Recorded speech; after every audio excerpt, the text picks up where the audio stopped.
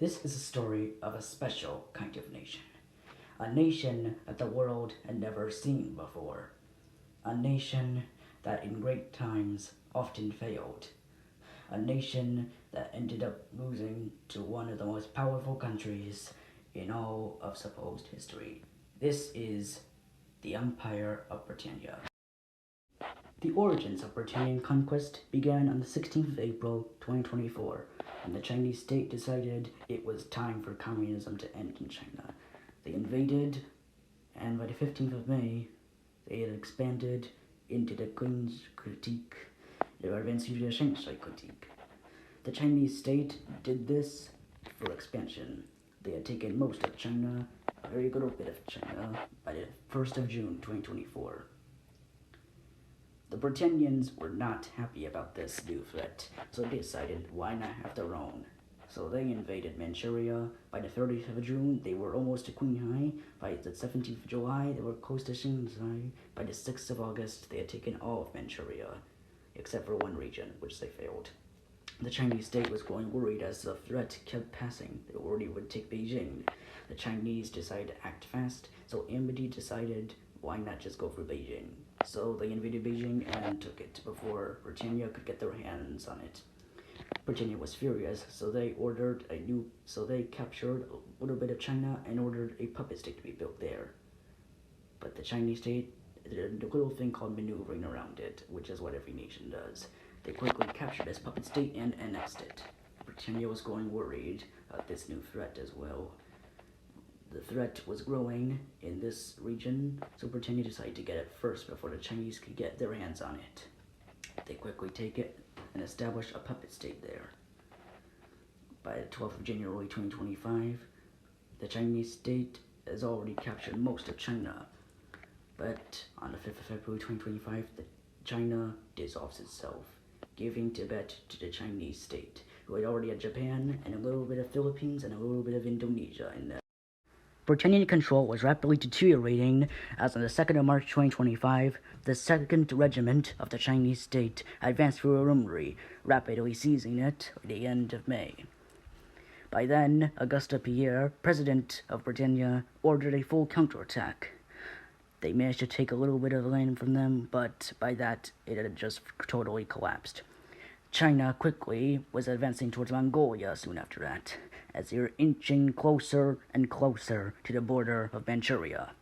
By the 15th of March 2025, it had seemed that all hope was lost for Britannia, as Chinese armies were waiting for Britannia's doom. They were close to the Mongolian capital, and by that time, they were close to seizing Chukano, as Britannia established a puppet regime there, which had lasted for only a few months. By then, the Chinese state had fully unified China under the banner of the orange, white, and purple flag.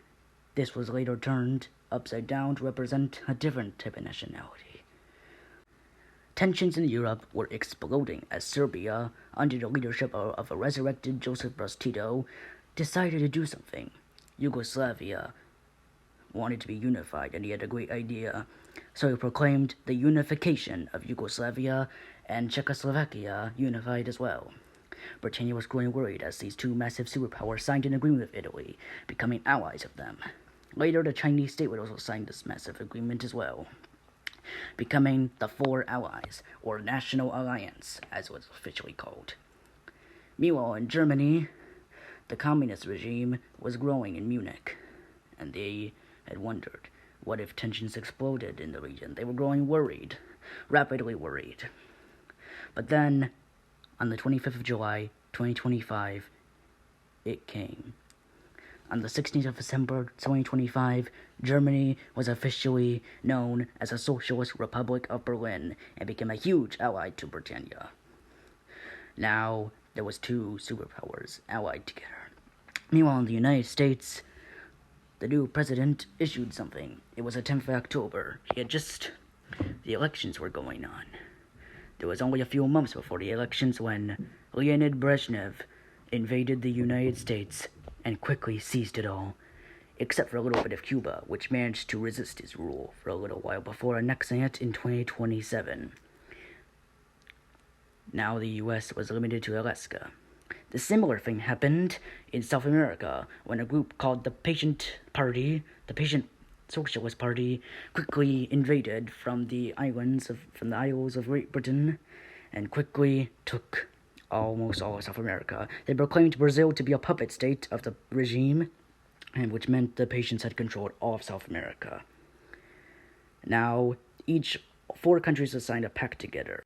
Now there are two sides: the National Alliance, aka the good people, considering the Chinese state, Yugoslavia, Italy, and Czechoslovakia. And there was the Communist International, considering of Britannia, the Patient Empire, the Soviet states, and the Socialist Republic of Berlin. These two sides would fight each other for 15 years in the conflict known as World War III within the trials. I hope you guys enjoyed this video, and I will make another video soon enough. It will be about Yugoslavia's importance in the war against the Soviet states.